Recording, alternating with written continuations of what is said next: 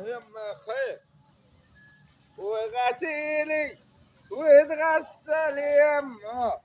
يا غسيلي كسر ايديا علشانه اتكندل انا. اهو الحريم يا خيا، والحريم ما عجبها العجب ولا الصيام في رجب. بغسل غسيل طول النهار على ايدي ولا تعاجب. بنت المنتل تردكم من اذان الطهر وتقول راسي وجعاني ظهري وجعني ربربه. والله ما عارف اعمل ايه مع الحريم يا ناس، على الجدع والنعناع بتاعتهم. يا ولد انت ليه ما تغسلناش؟ بغسل يا خالتي عشان اما طول النهار مش رحمن. برسيل 45 جنيه تجيبه، ولا رحماني في الميه ولا رحماني في الكهرباء غاليه، وطول النهار اوتوماتيك وطين. امك حتى هذا لازم تغسل غير. اقول اغسل على يدك تقول لي لا ما اغسلش على يد، انا ما بضربش على يد.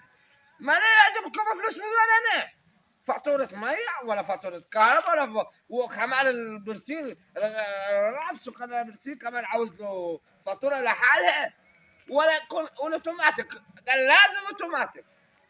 الله يرحمكم ابوكم اللي شغال طول النهار في الطين. خوري يلا امشي روح هناك حق اجيلكم. خليت الغسيل فل الفل مية مية. والله ما حتقول بم بطير وراها على بيت ابوها ناقصه. يا بطير وراها وين يا ابوي؟ والله انشف ريقي وريقي اللي خلفني.